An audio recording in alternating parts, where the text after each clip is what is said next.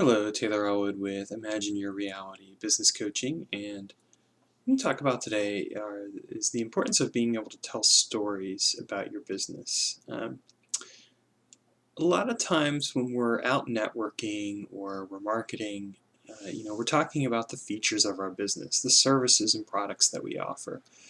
The problem is people don't really want to hear about your services and products. What they want to hear about is how your services and products have helped people succeed, have helped to solve problems, have done something to make a measurable impact. And more importantly, what they really want to know is, does any of this even apply to me? One of the best ways to help people with that process is to actually tell a story. Stories are something that people can relate to. We tell stories every day. When you come home to your wife or husband or partner and you say, how was your day? And they start to talk with you and tell you about their day. What are they doing? They're telling a story. So we tell stories all the time. We just need to get into the habit of doing it with business. So you might ask, well, how do I go about telling a story? And the first thing you need to do is figure out what the problem is. What was the problem that you solved for the client?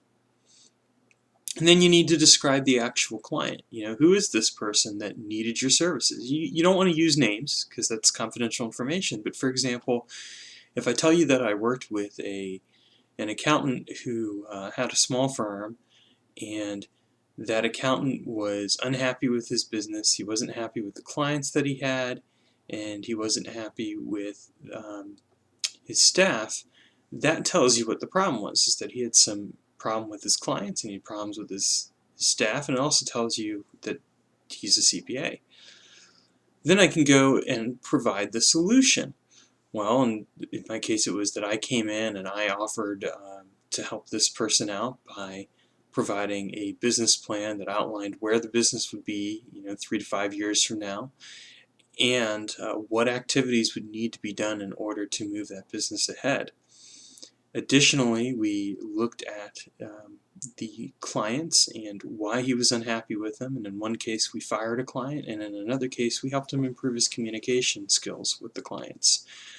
We also helped him work on his communication skills with his employees. So you see, you get the point. I'm telling a story here. And I am talking about my services and products, but I'm talking about them in relationship to a specific context, in this case, how I helped this person succeed. So look at your own business and think about, okay, what's the problem that I solve? Who am I helping? Who is my target ideal client that I want to help? And what is it that I can do? Or what is it that I've done that helped my target client? And you can do this with a number of different clients. You can come up with different stories. In fact, it's a good idea to come up with different stories. But this way, when you go out and people ask you what you do, you can actually tell them a story, and they're going to relate to that better than if you just tell them a tagline. The tagline can be used as a way to get them to ask more questions, to get them to ask, like, how do you do that? But you don't even necessarily need the tagline. Sometimes it's just a good idea to launch right into a story and say, well, let me give you an example of what I do, and then help them understand what your work is, your services, your value.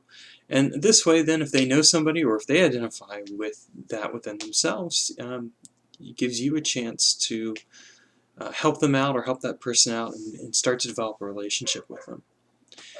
So thanks for watching, and if you have comments, leave them below, and if you found this video useful, please subscribe.